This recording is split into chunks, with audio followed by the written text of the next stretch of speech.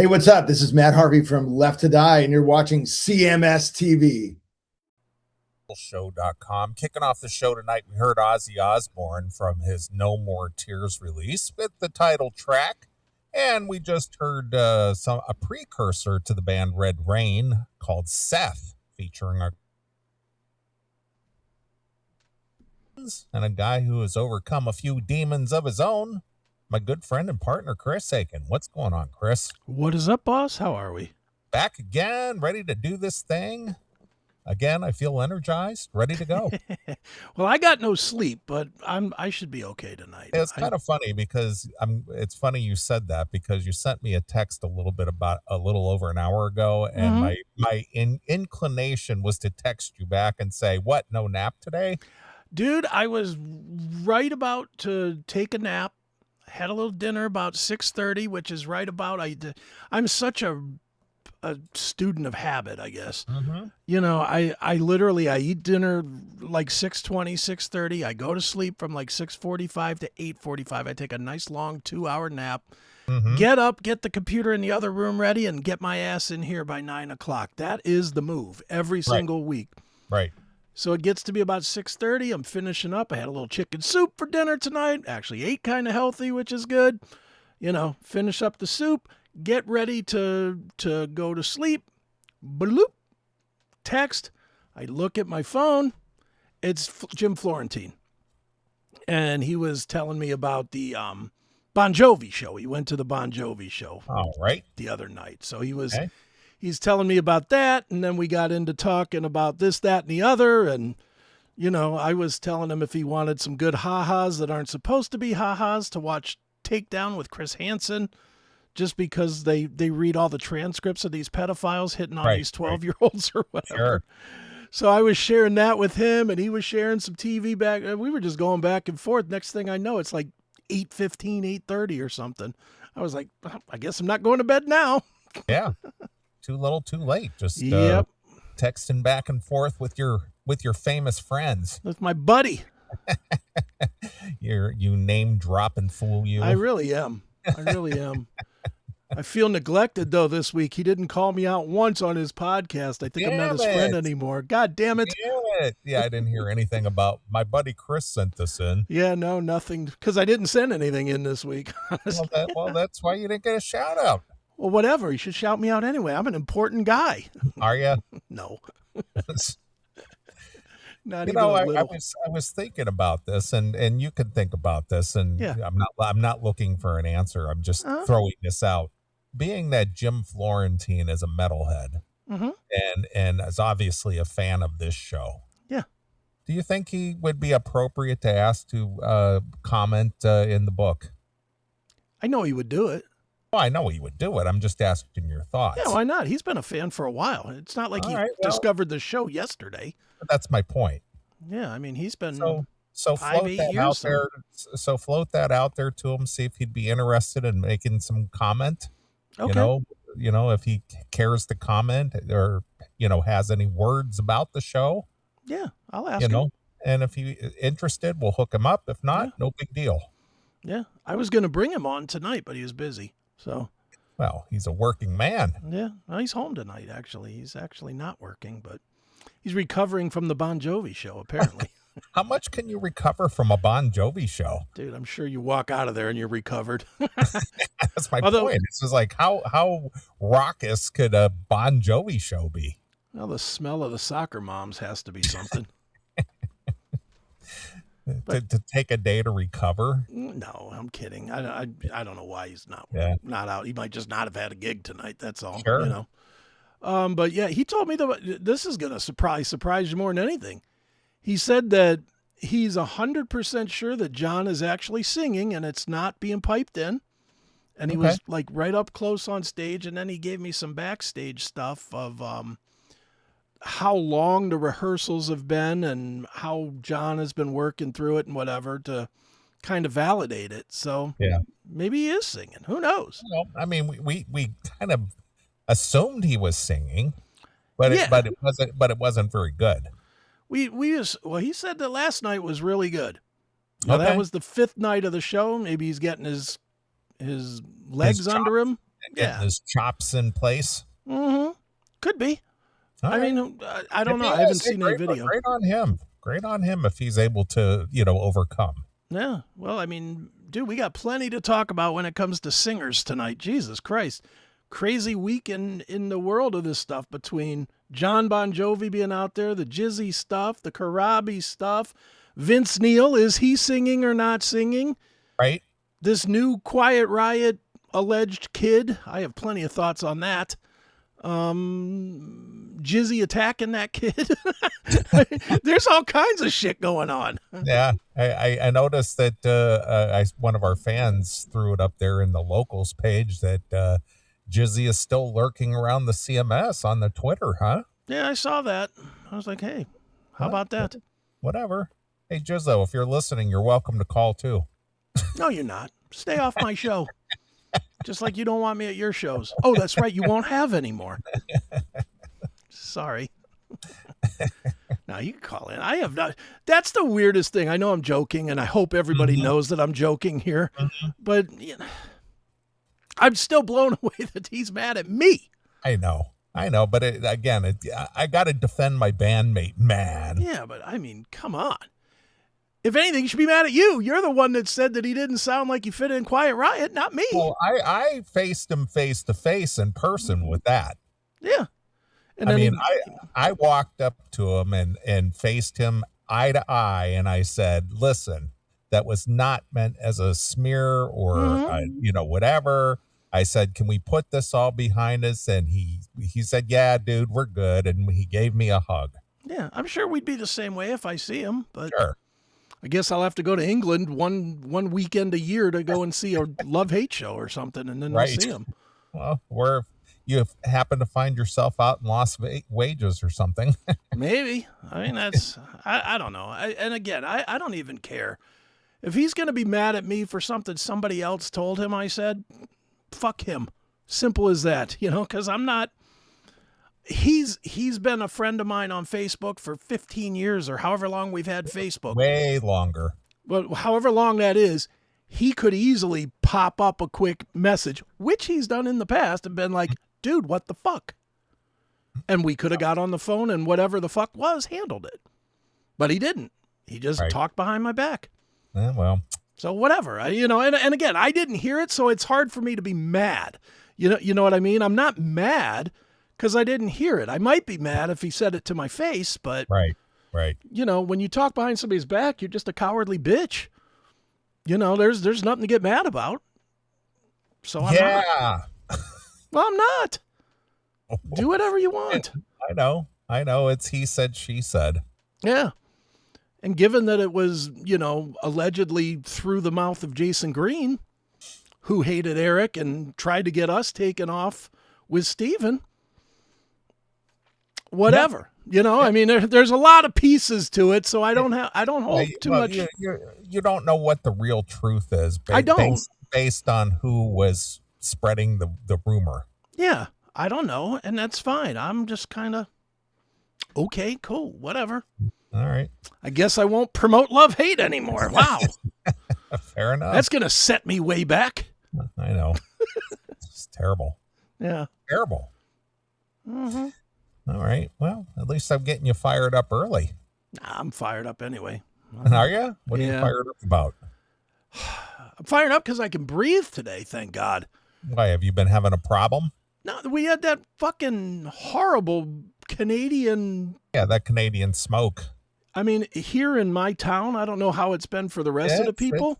It's here in this area. It's as if someone next door has had a fire. I mean, it's that thick. Yeah, it was very thick, and the whatever the measurement is of it, the AQI or whatever that is. Mm-hmm. Yeah, the parts per million quotient or whatever. Yeah. Mm-hmm. It's supposed to be, I think, like 20 or 30 or something. And here yesterday it was 375.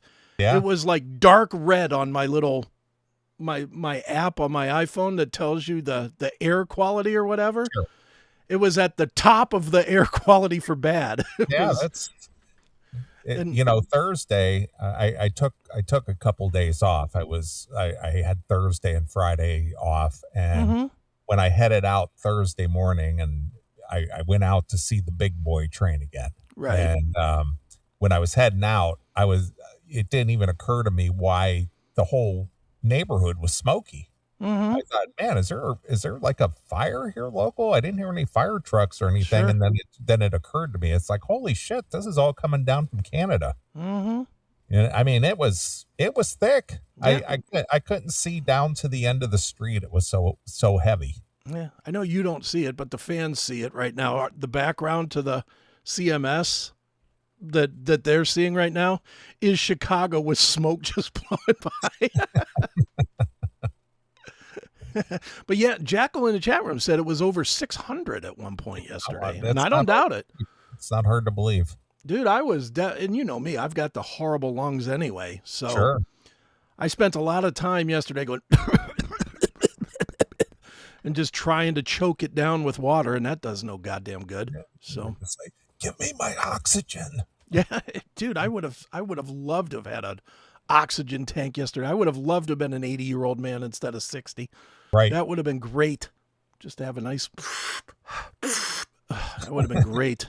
Have a nice whiff of pure oxygen. Oh, it would have been so good. I was struggling yesterday. I ain't gonna lie. I barely even worked. I worked a little, but not much because I just couldn't breathe.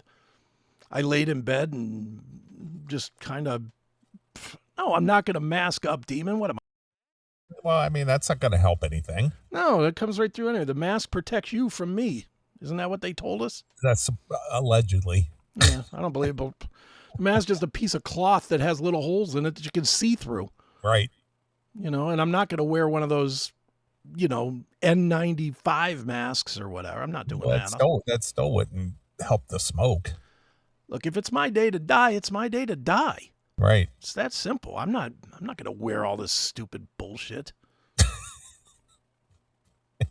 Stupid bullshit. It is stupid bullshit. None of it does shit. I know. How did it work for the 5 years that everybody was believing it? It didn't work at all. And it's still working today for some of the people I still see walking around with masks on. You know, and I always want to go, so how long are you going to wear that? Dude, we have a guy, and I don't know if it's his son or another guy or guys fucking or whatever, I don't know, that walk up and down my street, and they're clearly Muslim or Indian or something like that, something brown-skinned. Looking out, they're moving in. I don't care, whatever. As long as they're working at the pharmacy and getting my fucking medication when I need it, I'm good. But anyway, they walk every day up and down my street. Right. And they're dressed in the traditional white. Yeah, the garb. The white bullshit. Yeah, the robes. And the turban. And the mask. And they're still wearing the mask 5 fucking years later. And I'm like, why don't you just throw the burqa on? You got 90% of it handled. I mean, literally, other than seeing his eyes, what is the difference between that and a burqa? Yeah. It's ridiculous. It is ridiculous. But, you know, I'm glad they're still wearing them because you can identify a liberal and you'll know to stay away from them. Yeah. I mean, God, they're easier to identify than somebody that eats too much. Yeah. Anymore, you just look at pink hair, gotcha. Yep. Stay away. Septum ring. Know what you're about.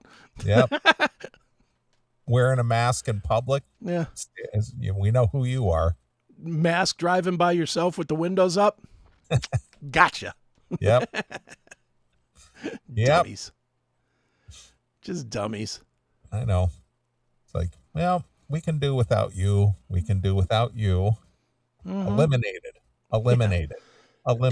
Exactly. Oh, too good.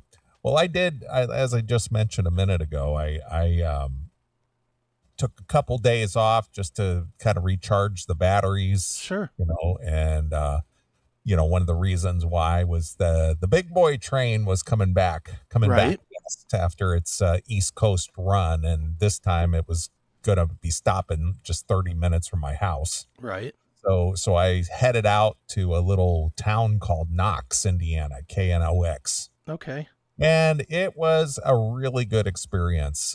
Getting in there, they had the park. They have a park that they allowed everybody to park their car in. I got there about 90 minutes early. So I was able to just pull right in, find a parking space right under a tree. Right. Hung out in the truck for a little bit with the air conditioner running and just listening to some tunes. And about 5 minutes before the big boy come rolling in, I just got out of the truck and just walked up to the railroad crossing, and there were thousands of people there. Wow. But it wasn't a cramped situation, so you could stake your place right along the tracks. And I sent you some pictures. Yeah, well, you don't have to share them or anything if you don't want to, or if it's too difficult. But right up close and personal, I was maybe 10 feet away, and I was able to get some good photos. And I have a video that I'm going to upload to the locals. Okay. I got to download it to the to my computer because it's about 5 minutes long. But regardless of that, I'll upload that to the locals page. But it was a pretty cool experience. It stopped for about 40 minutes. That's cool. And you could walk along and see the whole thing, up close. And it was, what'd you think of those photos? They're cool, man. I mean, you were right up on top of that. I was right up on it. You weren't the conductor of the Trump train that day. You were the conductor of the whatever it is, the 4104 or whatever. Yeah, 4014. But I was glad I went, and it rolled back out of there, heading toward the Chicagoland area, and I was able just to walk to my truck, get in, and I was out of there in under 25 minutes. Wow, that's quick. So it was a nice experience. Wasn't stuck in traffic, easy parking, easy in, easy out. Right. Able to see the train up close. And it was good. So those of you who may have seen it, I know a few of our fans have commented on seeing it too, but pretty cool. So that was kind of the highlight of the summer so far for me. Nice. Well, I have no highlights for you this week. Nothing. Work, sleep, get high, repeat. Right. That's been it. That was my whole week this week.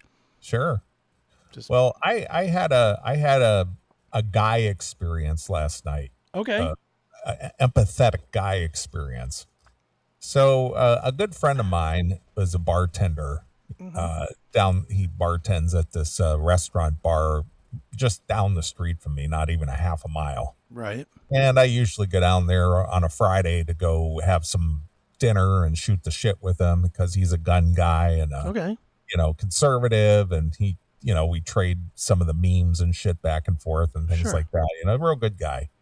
So anyway, I went in to see him last night, and he's working the bar, and he says, "Oh, hey, here's a good friend of mine." Introduces me to a friend of his. Okay.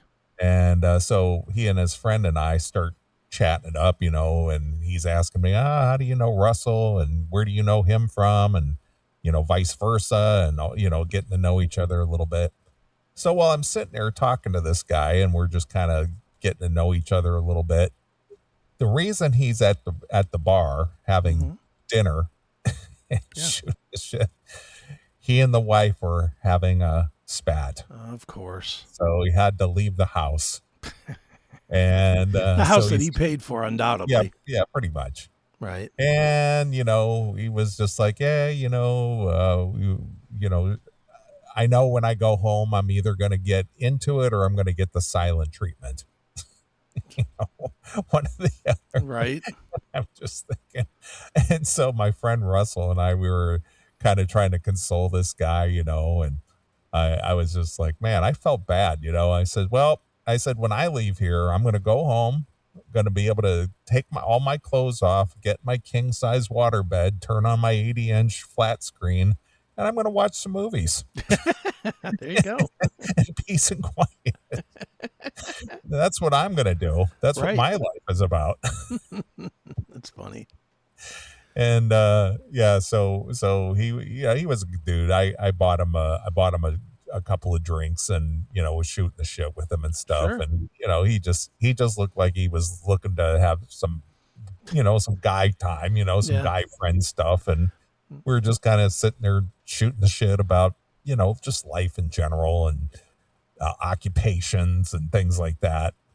Right. You talked the gun. You talked the gun right out of his mouth. Yeah, he's a gun guy too. So, that's what I'm saying. He probably had it in his mouth, ready to go. Yeah, we were sharing gun photos back and forth too. I was showing him some of my guns, and he was showing me some of his, and right. Talking about going to the range and all these other things. So it was good meeting him. That's cool. But I felt bad because we closed the place down. We left there at 11, and right. Well, I guess I better go home and face the music. He went from being happy to head down, talk up. His voice was up the whole time. He's like, "Yeah, man, I love the Bears. The Bears are great." Oh, I guess it's time to go home. Yep. I got to go back to the fucking wife now. Yep. Head down, slumped, dragging his keys across the ground, just dreading going home. Yeah, I know. And during the evening while we were sitting there, his phone was ringing, and he picked up the phone and he looks at it and he goes, "Oh, hang on a minute. This is my son." And he goes, "Yeah, yeah. Well, listen, I'm just visiting my friend Russell here, and I'll be home in a little bit," and blah blah blah. And he gets up. He goes, "See, she had him call me to find out where I was and when I was coming home." Of course. These women think they're so fucking smart. Like we don't know these tricks too. Dummies. Call your dad and find out where he's at. No, they don't. Let me give you some practical experience from having that. They do not do that. Oh. Because then that leads the kids to pick a side. Oh, I see. What they do is they say, they'll say something to the effect of, "Your dad should have been home 45 minutes ago. I hope he's okay." And there's always the "I hope he's okay." Right. And then one of the kids, inevitably, because they give a shit, sure, one of the kids will be like, "Do you want me to call him?" "Well, if you want to, go ahead." Okay. That's how that works. Oh, and then it's what? Then is the question, well, what did he say? Oh, yeah, of course. Okay, just ask. The question is, what did he say? Where was he at? How did he sound? Did he sound drunk? Did he sound like he was happy and enjoying himself? Because if he was enjoying,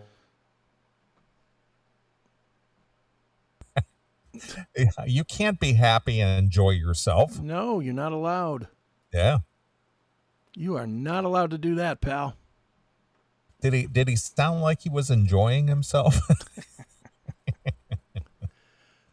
So we left, and I came home, and I watched a couple of movies until I went to sleep, and I was thinking, oh man, wonder what that guy was facing. That's so funny. Dude, you know, and it's weird that we're in this conversation because, I mean, honestly, 30 minutes ago or 40 minutes ago, whatever, I was talking to Florentine and... Oh, name dropper. I am. I'm just dropping. I was chatting with my great friend, Jim Florentine. Formerly of That Metal Show. Now part-time member of That Classic Metal Show. Right. You know, I'll lean it right in there if I have to. Right, of course. But... no, we were shooting the shit back and forth, and I told him, I was sharing with him that show, Takedown with Chris Hansen. Right. And I've talked about it here on the show before, how it's just the old show, except for it's uncensored. So you can literally he reads the transcript where the guy says to like a 13-year-old, "Oh, I want to fuck you in the ass till you're shitting clots," or whatever. You know, I mean, he's reading these crazy... yeah, he's reading the text verbatim. Yeah. Yeah. And then I started looking at my own shit. I was like, oh man, that sounds awful creepy. And then he just hits me back and goes, "I love this kind of shit, man. It's fucking great." I was like, I guess it is all in the interpretation. The women interpret things one way, guys interpret things another. If I said that exact same clot line to a woman, they'd be horrified. Of course. They would be horrified. They'd be like, "I can't be around you anymore." Somebody caught my shitting clots joke on. Good work, J-Rad. I'm particularly proud of that one.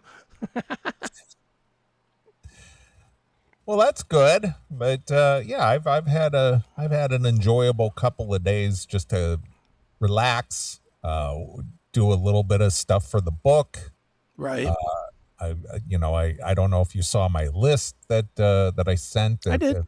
If any of that rang a bell with you, or if Mm-hmm. you agree or disagree with any of that, and trying to finalize the 30th anniversary logo. I took your advice into, you agree with me, or did you just blindly? Yeah.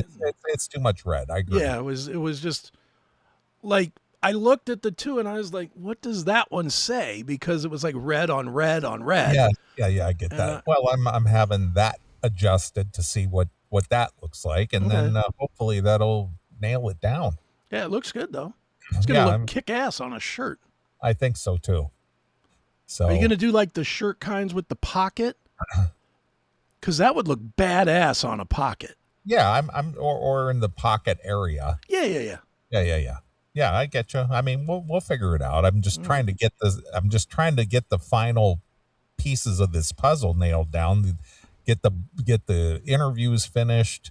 Get the list finished. Get the logo finished. Get everything, nailed down. There's been a lot of feet dragging going on. So, yeah, no kidding. So sounds like it's gonna be a long book though.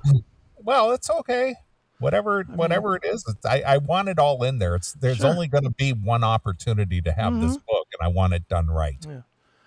When he showed that word count, and I was like, man, he's got that many words without the interviews. Right. I was like, boy, this sucker's going to be 80,000 words. Yeah, I don't know about that, but it's going to be at least 60. That's where I was going to kind of place it. Yeah, about 60. That's pretty cool. This one is 65,000. Okay. So it'll be that thick, probably. All right. Well, I mean, it is 30 years of history. Yeah. So I'm going to make sure this gets done right. I'm not gonna chintz out on this. I'm not gonna cheapen it up. I'm not gonna try to, cut corners. I'm gonna make it what it is. Mm-hmm. It's gonna be the best it can be, regardless of what it takes to get that done. I'm anxious to read it. Yeah, well, it's gonna be fun. I don't know about you, and and I know we're talking about shit that the fans have no idea about. Kind of gets them geared up to get ready to have it too, because to be open and honest, neither Chris nor I have seen this thing yet. No, and neither one of us has done an interview. Like, we've done several interviews with our writer. Yes. Like, how many? 3 or 4 or something? I don't know how many it's been. 4. But we've never done one together. True. So I don't know what you've said. I only know what I've said. Right. And I know we've talked about the same stuff. So I'm interested to see how the dynamic is gonna layer in there. Work together, yeah. So I'm excited to read it. Just plain out just to read it. Right. So I'm just trying to get the last loose ends wrapped up here so we can get this moving forward. And right. I started looking through photos and things, and photos that I want to include in the book. Sure. And the photos that make sense, that are relatable to the things that we discussed in the book. Sure. So that's the other piece of the puzzle. Fortunately, I have all the photos all in one big box. Of course you do. Yeah. So they're not going to be hard to find. Yeah, it's not going to be scrolling through the Facebook page or whatever, endlessly finding pictures. No, not at all. So fortunately, that won't be too difficult, but I got to go through the photos I want to include that makes sense with the book. Yeah. Jackal says he wants to listen to it. Audiobook?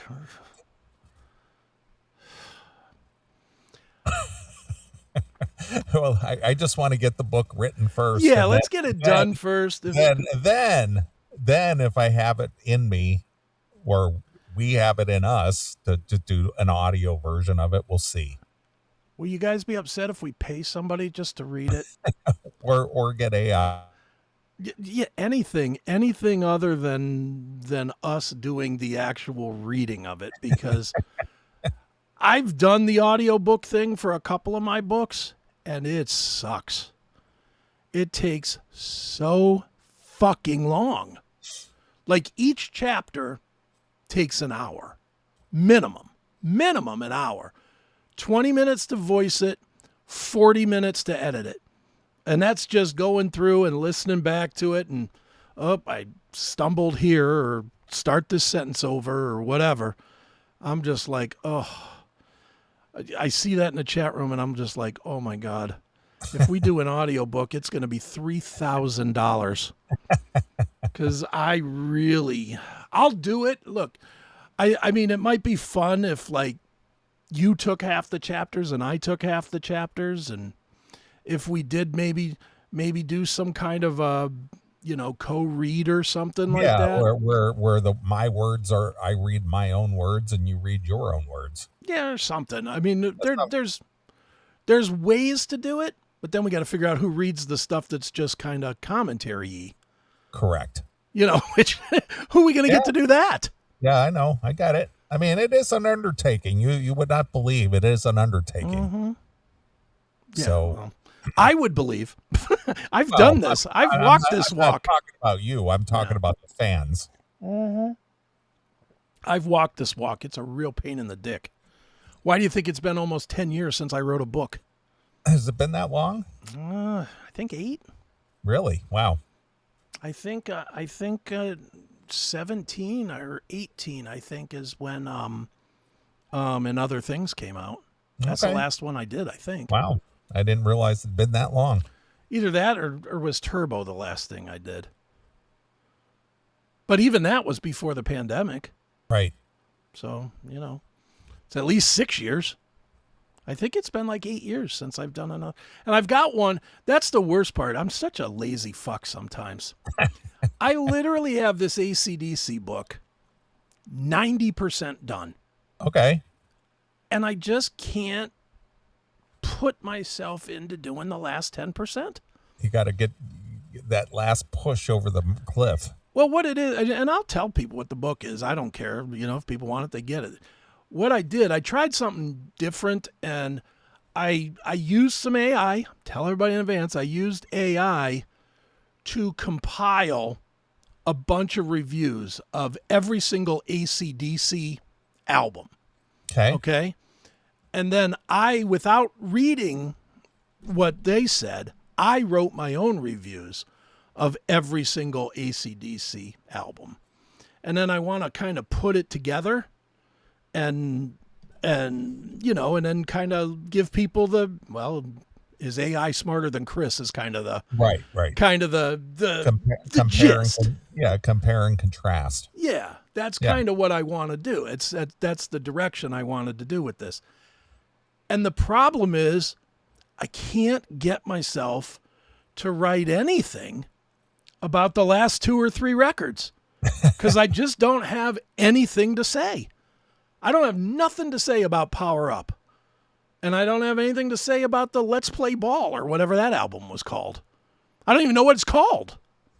So it's like, how am I going to write 2,500 words on this shit? And the only way I can do it is if I sit down for a week and just listen to these 2 records over and over and over again so that I can get some ideas together. Okay. But then that feels forced. You know what I mean? That feels forced. Yeah, you want to feel inspired. Yeah, and I don't want to. Unlike some out there, I'm really not willing to just take the fans' money and deliver them shit.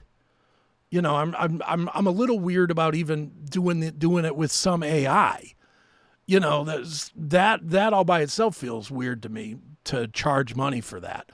Mm-hmm. But if it makes the whole thing into a cool product, then okay, I'm fine, I guess. But the fact that I can't, it's the same reason I stopped. Remember, I started doing a Dokken book on Shadow Life. The Shadow Life book, yeah. And I didn't have nothing.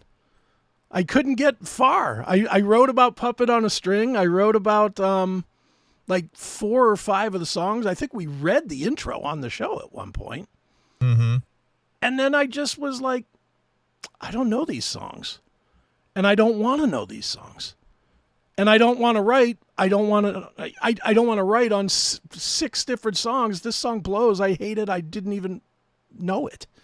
I don't have anything there, dude. I have so many books that are half started or 5 and 6 chapters in. I started a Little Victories 2. This will tell you how long ago this was. This was all the way back when I was dating Amy. Okay. When I started feeling good about myself again, I started Little Victories 2. And I started writing about, getting new pussy and fucking, how fun that was. And, having her here. And you remember it was kind of nutty. And, it ended super badly, which is perfect for the way I write. The fact that ended horribly.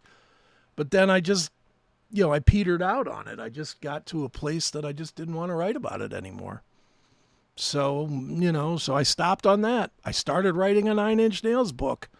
That one may come out because I did write a significant amount on that on 9 Inch Nails album, The Fragile, which came out after the Downward Spiral.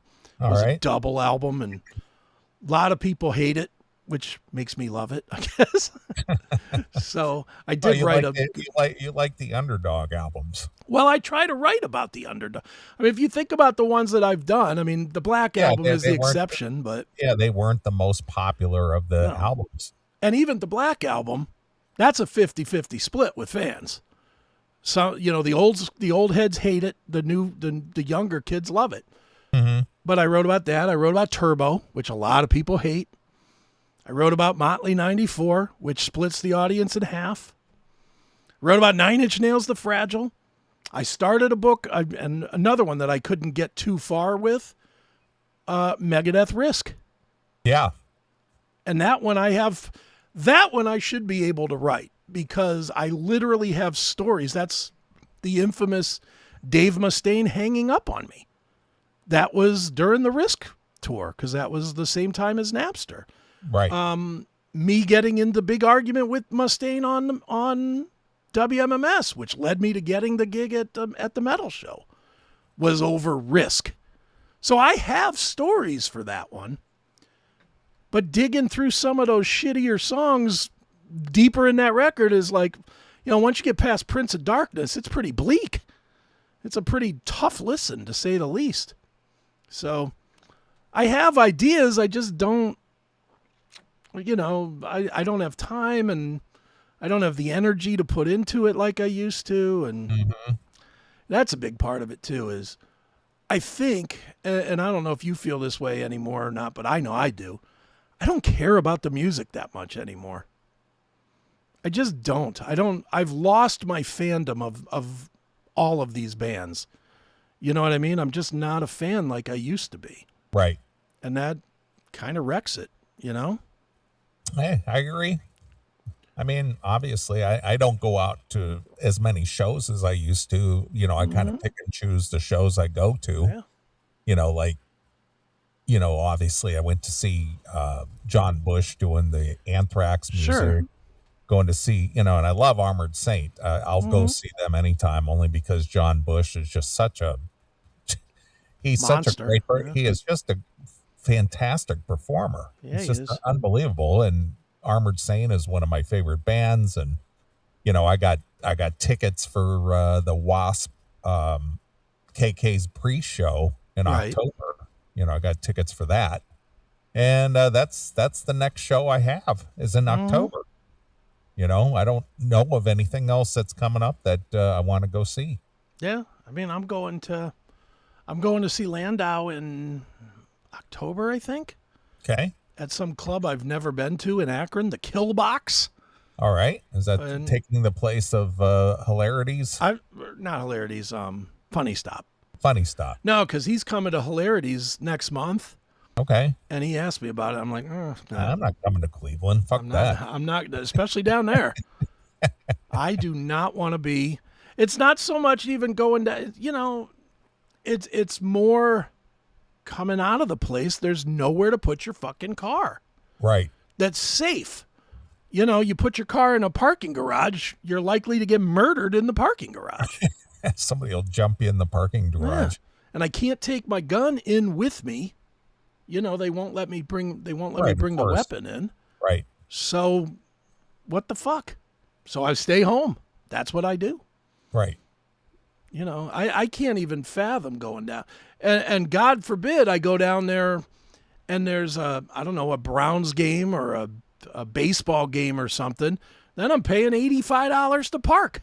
Yeah. Fuck that. It's that what do they call that when there's an event and they jack up the pricing? It's called event parking. Yeah, I know, but isn't there a word for that? Price gouging? Or no, well, that too. What do they call that? Dynamic pricing. Oh, dynamic pricing, yeah. Yeah, that they use some fancy word to because of the situation with the sporting events and things going on, we're due to the increased interest. Yeah, we're gonna implement dynamic pricing for parking.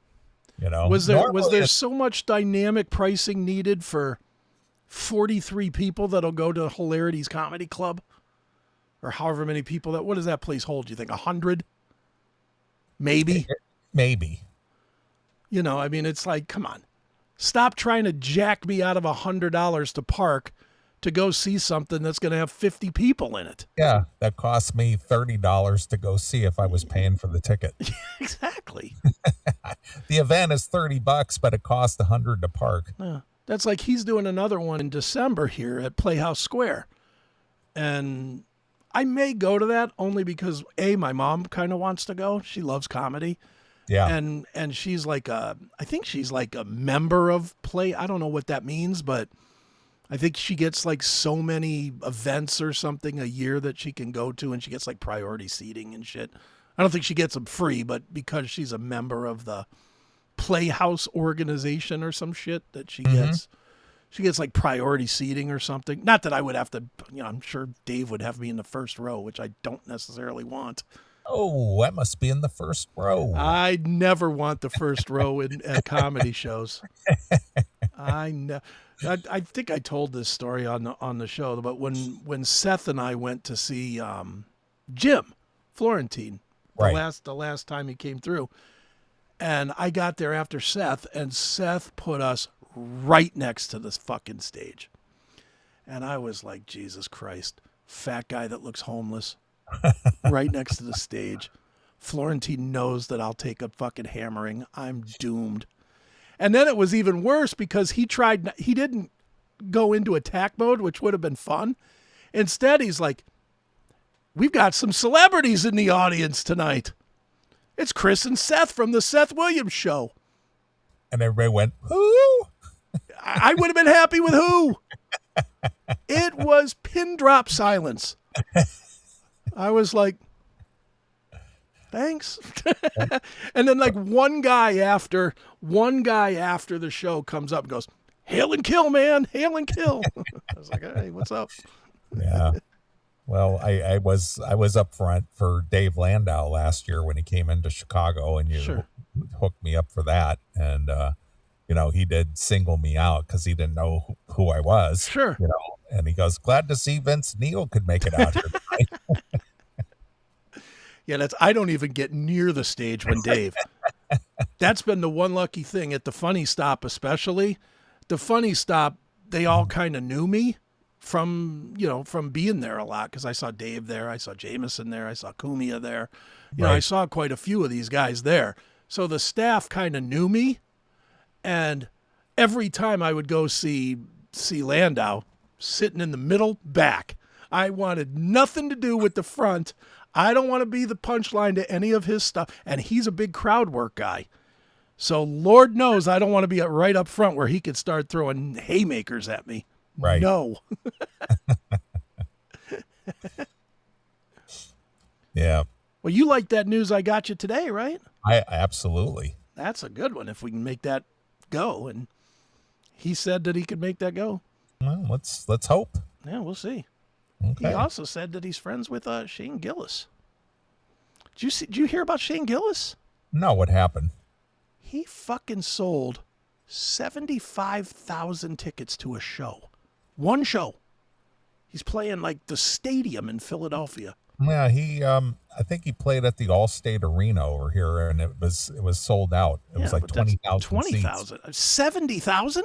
Yeah, but isn't that interesting that this goes back to the days of Andrew Dice Clay selling out at the Garden, this is way bigger than, dude, the Garden's a lot smaller than 70,000. What I'm trying to get to, what I'm trying to make a point of is that when you just think about an arena, a 20,000 seat arena, for one comedian to sell out an arena for telling jokes, who was that other guy that was real big there for a while? I haven't seen him around in a while. He was selling out arenas everywhere he went. What's his name? White guy, black guy. Cat white Williams? Guy, kind of clean. He kind of works clean.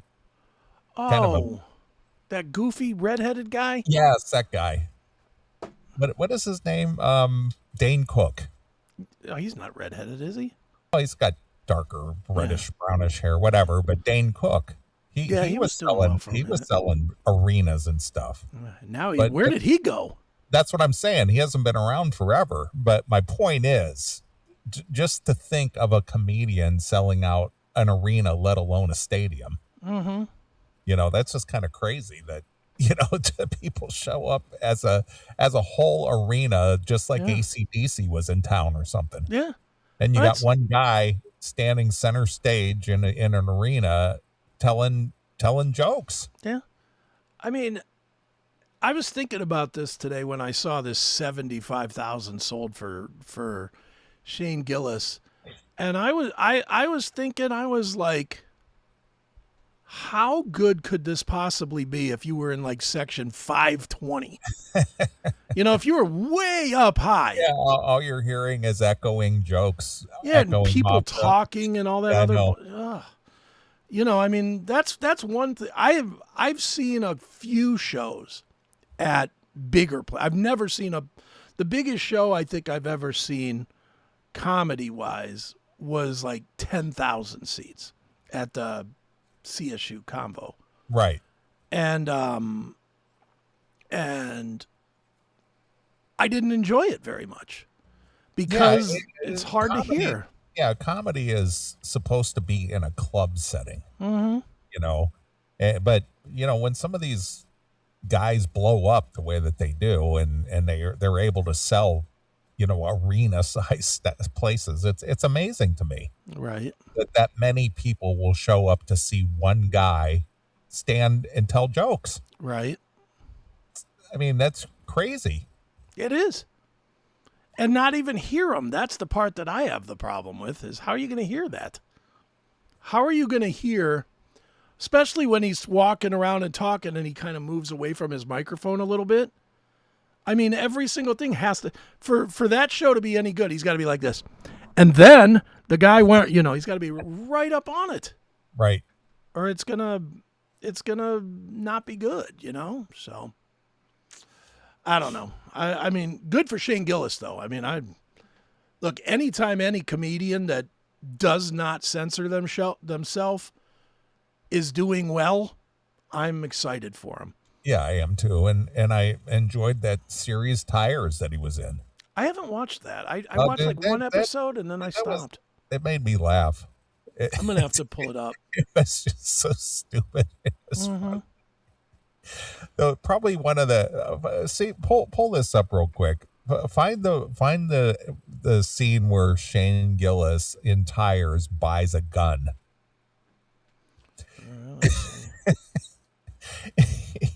They got a bonus check and everybody was talking. What are you going to do with your money? What are you going to do with your money? He goes, I'm going to buy a gun. And he went and bought a handgun, and he was clearly not trained to have a handgun. All right. And I mean, I was laughing my ass off because he was just being so careless with it. All right, let's see what we got here. This it? Well, I don't know if this is the whole clip or not, but this, I bought a gun. Jesus, man. I got it with my bonus money. Is it loaded? I didn't buy any bullets yet. Or did I? See that? That's trigger discipline. You don't even know about that because you're a liberal. I'm gonna take the shot. See You're that? an idiot with a gun. That's John Wick shit. Do you have a permit for it? Does this scare you? Yeah, you having that? That scares me. Take your clothes off. I'm not taking my clothes off. What up? I bought a gun. This is called trigger discipline. You wouldn't know anything about that because you're a liberal. You're a liberal. All right, I'm adding tires to my shows. What is that on? Tires. What is it on, though? I think it's on Netflix. Netflix? All right. But yeah, that just made me laugh because through the whole episode, he's got his gun and he's just like flagging everybody with it and all kinds of stuff. It's like, holy shit, dude. I like that. That sounds fun. Yeah. So good stuff. Good stuff. I like it. All right. Well, good on Shane Gillis. Yeah. Goddamn. 70,000 tickets in one city. Good on him. And not New York City. Isn't he from New York? I'm not sure where he's from, to be honest with you. What's crazy is he was on Compound Media at one point. Yeah. It was him and that guy from Canada that got like arrested for telling a joke or some shit in Canada. Yeah. Whatever that guy's name. I don't remember his name, but right. But they had a show together. And then Landau replaced Shane, I think. I think Landau replaced Shane on that show when Shane went to Saturday Night Live. Right. And then he was fired, what, a week later or whatever? I think he got fired before it was on even a whole episode or something. Well, he certainly rebounded from that. That's for damn sure. But good on him. Oh, very good. All right. Well, I say that we take our first break. All right. Before we get rolling into the meat of the show. Okay. As always, if you are a fan of the show and you'd like to help support the show, you can join us over at our locals page. It's a offshoot of Rumble. It's a part of Rumble. And you can just look us up over at classicmetalshow.locals.com and sign up. It's $5 a month. Get you an opportunity to get in and get a request on a Saturday and take advantage of some of the cool things that Chris uploads through the week, and you can chat with your other CMS friends and upload some of your own stuff, and it's social media for the Classic Metal Show only. It is. It's localized social media. That's what it is. Yeah. So if you want to hang out with your CMS friends, join us over at classicmetalshow.locals.com and support the show for $5 a month, and you too could get a request in on a Saturday, just like Chris is going to do. So what should we play, Chris? We are going to play Iron Maiden, Don't Look to the Eyes of a Stranger from Virtual 11. Wow, a Blaze Bayley tune. Yeah, you know I like Blaze, and I pulled this thing out this week. I don't even know why. I was in the mood for Maiden, but I wasn't in the mood for any of the tired Maiden that I'm just sick of hearing. Okay. So I pulled out Virtual 11, and I'm going to be honest, I did not hate it. I did not hate it at all, so not bad. Well, fair enough. All right, well, we're gonna play some tunes here for you, and going to, of course, run down the request in the locals page to, because you guys earned it or you paid for it. So I'm going to play all your tunes as long as I have time to do it all. So, all right. Well, here it is. This is the Iron Maiden Years with Blaze Bayley from the Virtual 11 release. And this is Don't Look into the Eyes of a Stranger exclusively here on your Classic Metal Show.